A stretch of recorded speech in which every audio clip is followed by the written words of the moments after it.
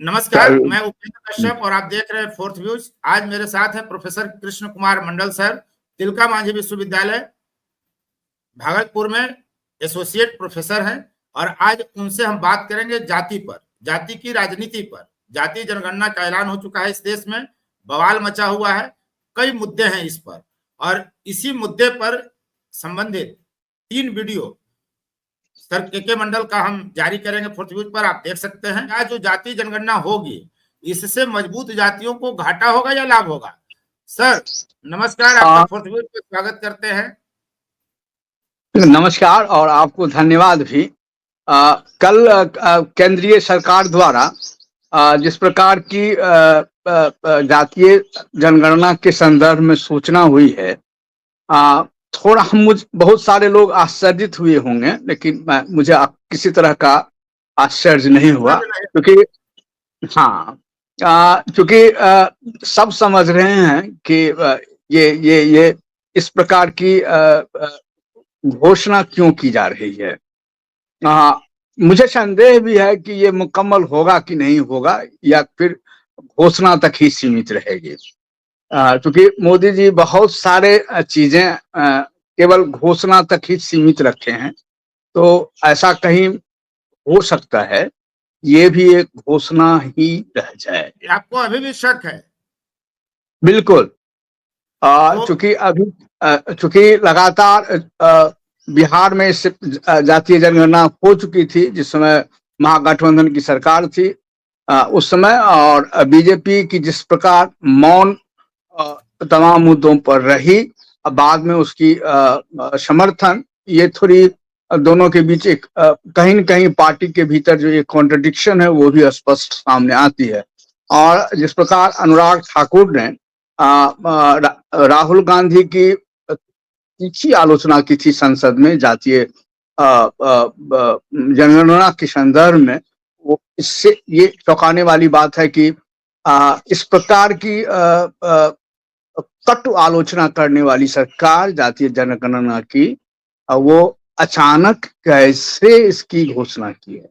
Sir उस पर आएंगे अगर हम लोग, तो ये तो विपक्ष भी करते रहा है। कांग्रेस ने तो कभी नहीं पसंद किया, चाहे नेहरू हो, चाहे इंदिरा हो, चाहे राजीव हो, सबने आरक्षण और जाति गणना का विरोध किया था। मैं आपसे सहमति है इसमें हमारी, मैं कहीं से असहमत नहीं है, क्योंकि कांग्रेस भी इसके पक्ष में नहीं रही है। लेकिन कांग्रेस में एक इलास्टिसिटी रही है उसकी राजनीति में। समय के हिसाब से वो बहुत सारी चीजों में तब्दीलियां लाई हैं। और राहुल गांधी जिस प्रकार जो सबअल्टर्न पॉलिटिक्स के मुद्दे हैं उसको वो अपने एजेंडा में शामिल कर रहे हैं। मैं राहुल जी का इस संदर्भ में प्रशंसा करता हूं, क्योंकि इससे पहले जो कांग्रेस की छवि थी या रही है, उससे थोड़ा अलग तो है। और मैं समझता हूं कि रियली में कांग्रेस का डिमोक्रेटाइजेशन राहुल जी के अधीन ही शुरू हुई। इससे पहले जो भी लोग कहें कि कांग्रेस का जो कंपोजिशन था वो डेमोक्रेटिक था, वो बिल्कुल नहीं था डेमोक्रेटिक। मैं ऐसा नहीं मानता। सर आपका संदेह अपनी जगह है, लेकिन अगर मानकर हम ये चले, चूंकि मोदी ने अगर ऐलान कराया है, किया है, बाजाप्ता समिति की बैठक में निर्णय लिया गया, सार्वजनिक तौर पर बातें कही गई, चुनाव है, फिर जाति जनगणना बिना किए आप संसद की सीटें भी नहीं बढ़ा सकते हैं। परिस्थितियां ऐसी हैं कि जाति जनगणना होगी ही होगी। अगर जाति जनगणना का रिजल्ट आ जाता है 26-27 में, तो बिहार के संदर्भ में अगर हम देखें तो इससे किन जातियों को घाटा होगा?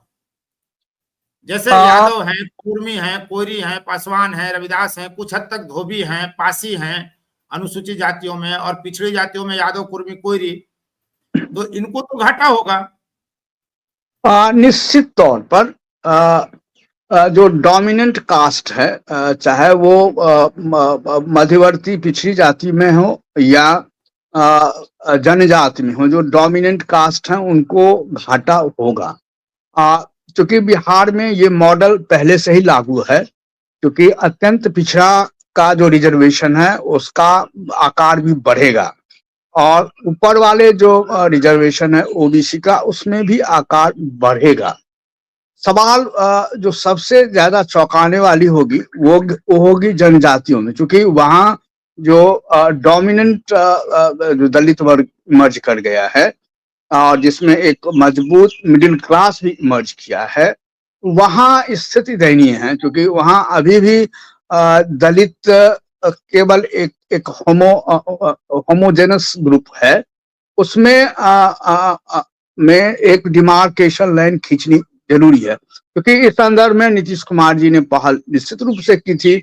उन्होंने एक महादलित का महादलित वर्ग बनाया था, लेकिन वो पूरी तरह वो लागू नहीं हो पाई, और रिजर्वेशन के संदर्भ में तो अभी भी वो लागू होना दूर की बात लगती है। जब तक इस संदर्भ में कुछ हो नहीं जाए, तब तक तो ऊपर वाले जो यानी डोमिनेंट जो दलित वर्ग हैं उन्हीं को इससे लाभ होगा, और निचले वाले जो दलित हैं उनको बहुत लाभ नहीं होने वाला। तो इसमें जैसे बिहार में जो जातियों की का सर्वे हुआ था तो 212 जातियां थी, लेकिन अगर देश के स्तर पर हम बात करें तो 1931 में जातियों की संख्या 4147 थी, और 2011 में जो जाति सर्वे हुआ था मनमोहन सिंह की सरकार में कराई गई थी, उसमें 46 लाख प्लस जातियां हो गई थी। तो ये विसंगतियों को कैसे नियंत्रण में लाया जाएगा? अब जो जातियों का सर्वे जाति जनगणना जो है, जाति का कॉलम रहेगा मूल जनगणना में, तो यादव में भी कई उपजातियां हैं, वैश्यों में कई उपजातियां हैं, कुशवाहों में कई उपजातियां हैं, लगभग हर जाति है। ब्राह्मणों के टाइटल 50 से ऊपर हैं। तो जनगणना कैसे आखिर क्लियर होगा? देखिए, इस मामले में आप यदि ओबीसी का जो रिजर्वेशन लिस्ट आप देखेंगे तो जैसे कि आप कुर्मियों में बहुत जातियां हैं, कुशवाहा में बहुत जातियां हैं, जादवों में बहुत, उसको एक वर्ग में कुर्मी में ही शामिल किया गया है, जादव में ही शामिल किया गया है, कुशवाहा में ही शामिल किया गया है, या विशुद्ध रूप से जो बिजनेस कम्युनिटी हैं उनको भी एक जो ऊपर वाले हैं और नीचे वाले को एक खास वर्ग में ही दिया गया। इसे उसमें कोई परिवर्तन मेरे समझ से नहीं होगी। परिवर्तन जो यादवों को तो गिना गया बिहार में सर, यादवों को गिना गया तो यादवों की तमाम उपजातियों को एक में शामिल कर दिया गया, वैश्यों को 30-32 जातियों में बांट दिया गया। तो अगर मोदी की सरकार मतलब सभी जातियों को अलग अलग गिन दे, जितने पारिच है यादवों में भी जो कृष्णौठ, मजरौठ और अन्य जातियां हैं उनको अलग अलग गिन दे, तब तो संख्या घट जाएगी। ये जो 14% 15% करते हैं यादव, नहीं वो नहीं, ऐसा तो नहीं होगा, क्योंकि वो वैश्यों को एक करिए, फिर तमाम वैश्य जातियों को जो 20-25% वैश्य जातियां हैं उनको आप उपजातियों में बांट के गिनते हैं, यादवों को एक गिनते हैं, कुर्मी की उपजातियों को एक में मिला देते हैं, कोयरी को एक में मिला देते हैं। नहीं, ये एक देखिए उसमें इंटरनल डिफरेंशिएशन है सब जातियों में, क्योंकि आप जो बिजनेस कम्युनिटी वैश्य जाति के बारे में कह रहे हैं, तो वैश्य जाति में आप सबों को एक जैसे नहीं रख सकते हैं ना। वहाँ तो डिफरेंशिएशन है, जैसे कि कुछ खास जातियां जो नीचे वाली हैं, जैसे तेली हैं और दूसरे, उनकी स्थिति बहुत अच्छी नहीं है। हमने अपने बचपन में देखा है कि तेली से लोग कितने घृणा करते थे, बल्कि अपने दरवाजे पर भी नहीं आने देते थे। और आज तो वैसे समाज में तेली, रोनियार ये सब मजबूत जातियां हैं। मैं यही कह रहा हूँ, आप उनको आप ब्रॉडर जो बिजनेस कम्युनिटी की जो डोमिनेंट जातियां हैं उनके साथ रखेंगे तो कठिनाई होगी। अब मैं उदाहरण दे रहा हूँ कि जैसे कि धानुक है, धानुक को कुर्मियों के बराबर ही मानी जाती है जातियों में, लेकिन धानुक को तो अत्यंत पिछड़ी जाति में रखा। आप कल धानुक ये कहे कि नहीं हमको कुर्मी में रखिए, तो ये तो प्रॉब्लम हो गई। इस तरह नहीं होती। ये आप क्षैतिज रूप से देखेंगे तब आपको लगेगा कि ये सामाजिक परिवर्तन में ये बाधाएं उत्पन्न कर सकती है। इसलिए जरूरी है डिमार्केशन या डिफरेंशिएट करना बहुत जरूरी है। यदि आपको मुकम्मल लाभ उस खास वर्ग तक पहुंचाना है, तब ये स्ट्रैटिफिकेशन करना जरूरी हो जाएगा, बहुत जरूरी है। अगर जाति जनगणना का रिजल्ट आएगा, उसके बाद यादव, कुर्मी, कोयरी, पासवान, रविदास, पासी, कुछ हद तक आप अन्य कई मजबूत जातियां हैं जो आज आरक्षण का लाभ लेकर या राजनीति में बहुत मजबूत हैं, उनको क्या क्या घाटा हो सकता है? देखिए, सबसे पहली बात है कि जिस आकार में आप जो अत्यंत पिछड़ी जाति है, मान लीजिए, तो अत्यंत पिछड़ी जाति का तो आकार बढ़ेगा। अभी जितना आप कह रहे हैं कि मात्र वो 33% है, उसकी आकार बढ़ जाएगी। वो उसकी तादाद जो है वो 40% से कम नहीं है, वो संख्या कम करके दिखाई जा रही है। ये मेरा अपना व्यक्तिगत तौर पे मानना है। तो जैसे ही 40% बढ़ेगा तो अत्यंत पिछड़ी जात के जो नेता हैं या जो समाज कर्मी हैं, वो लोग मांग करेंगे कि मुझे आप 40% के अनुरूप ही आप मुझे रिजर्वेशन दें।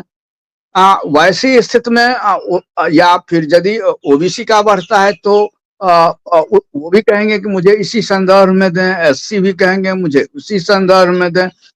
लेकिन यहाँ हम लोगों को एक चीज जो सही मायने में चाहते हैं कि सामाजिक परिवर्तन हो, तो कुछ चीजों को ध्यान में रखना पड़ेगा और हम लोगों को कुछ चीजों से उठना पड़ेगा। अपने सामाजिक सोच जो हम लोगों की बना रखे हैं हम लोग, उससे भी उठने की जरूरत है। उदाहरण के लिए यदि जो डोमिनेंट मध्यवर्ती जातियां हैं, यादव हुआ, कुर्मी या कोयरी है, उन लोगों को अब वो समय आ गया है कि वो लोग अब त्याग करें। वो पहले जैसे रिजर्वेशन मांगेंगे, ये मैं समझ रहा हूं कि उचित नहीं है, क्योंकि वो लोग अब समानांतर बिहार में अपर कास्टों के बराबर हैं। जिस प्रकार की बिजनेस कम्युनिटी में बहुत सी जातियां हैं जो अपर कास्ट के पैरेलल हैं, वो कहीं से सामाजिक दृष्टिकोण से, आर्थिक दृष्टिकोण से कमजोर नहीं है। हम वैसे लोगों को इस तरह की स्थिति से छोड़ना चाहिए। लेकिन मैं ये नहीं कह रहा हूँ, सहजता से नहीं, अपना अधिकार कोई छोड़ेगा? आज लड़ रहे हैं लोग। मैं आपको कह रहा हूं कि वो लोग सही माने में चाहते हैं कि सामाजिक क्रांति हो, तो साइलेंट रिवॉल्यूशन कहीं दृष्टिकोण से हो, तो उनको ये करना पड़ेगा। नहीं तो बस आप केवल एक जातीय राजनीति कर रहे हैं तो करते रहिए। ये उम्मीद इसमें तो नहीं की जा सकती है कि यादव, कोयरी, कुर्मी अपना हक छोड़ दे, पासवान, रविदास अपना वर्चस्व छोड़ दे। ये जातियां जो मजबूत हैं, 6-7 जातियां बिहार में, वो अपना वर्चस्व नहीं छोड़ेंगे। इसके लिए फिर से एक नया संघर्ष हो सकता है। बिल्कुल, मैं आपके बात से सहमति रखता हूं, क्योंकि मैं तो बहुत अपने जो एवरीडे ऑफ लाइफ है उसमें इन तमाम चीजों को घटते हुए देखता हूं कि ये जो मध्यवर्ती डोमिनेंट कास्ट हैं, वो कहीं से नहीं चाहेंगे कि मेरी जो हेजमनी है समाज पर वो टूटे। ये है कि हम लोग को बदलाव की उम्मीद रखनी होगी। यादवों ने भी कम नहीं गिराया था कर्पूरी ठाकुर को, बाद में लोगों ने उनकी जयंतियां मनानी शुरू कर दी। तो ये एक बिल्कुल, सकारात्मक पक्ष है। मैं आपसे बिल्कुल सहमति है हमारी, आपसे इसमें कहीं से असहमति नहीं है, क्योंकि मैं जो हाल फिलहाल देख रहा हूं, आप देखें तो जो अत्यंत पिछड़ी जातियां हैं, उन पर जो आक्रमण हो रहा है या जिस प्रकार का शोषण इन मध्यवर्ती जातियों के द्वारा जितनी विद्रूप रूप से हो रहा है, उतनी अब हमको नहीं लगता कि अपर कास्ट वाले उतने हो। मैं इसके आड़ में ये नहीं कह रहा हूं कि अपर कास्टों का जो एस्ट्रोसिटीज है वो कम हुआ है, वो ऐसी बात नहीं है। लेकिन ये मध्यवर्ती जात भी अपने से छोटी जातियों को उतने ही क्रूरतम रूप से दमन कर रहे हैं। ये अब हम लोगों को ये भी ध्यान में रखने की जरूरत है। इसीलिए मुकम्मल उन लोगों का विकास के लिए जरूरी है कि ये रिजर्वेशन का लाभ उस निचले वर्ग तक जाए जहां जिसको सबसे जरूरी है। नहीं तो सामाजिक बदलाव, सामाजिक क्रांति की बात हम लोग नहीं कर सकते। ये एक खाली पलाव ही साबित हो सकता है, मैं ऐसा ही समझता हूँ। इसलिए बहुत ये बहुत वो समय, ये अब समय बहुत आ बहुत गया है। धन्यवाद सर। और यह जी, अच्छा आकलन है। मध्यवर्ती जातियों के साथ अब देखिए क्या होता है, कैसे ये यादव, कुर्मी, कोहरी, पासवान, रविदास खुद में बदलाव कितना लाते हैं, तो देखने की बात होगी। लेकिन जातीय जनगणना होगा तो कुछ ना कुछ जब नया ही होगा। 31 के बाद तो हुआ नहीं है, 1931 के बाद। तो तमाम लोगों को प्रतीक्षा रहेगी कि क्या कुछ इसका फलाफल निकल कर आता है, क्या क्या प्रभाव होगा। हम एक नए वीडियो के साथ फिर उपस्थित होंगे आपके साथ। तिलका मांझी विश्वविद्यालय के एसोसिएट प्रोफेसर है के मंडल सर, इनसे एक और बातचीत के साथ हम उपस्थित होंगे। जातीय जनगणना का क्या प्रभाव पड़ेगा। अब तक इस वीडियो में को देखने के लिए आप सभी दर्शकों को बहुत बहुत धन्यवाद। यदि अब तक आपने इस चैनल को सब्सक्राइब नहीं किया है तो चैनल को सब्सक्राइब कर लें, शेयर लाइक कमेंट जरूर करें। धन्यवाद सर। फोर्थ व्यूज, चौथा विचार, बाकी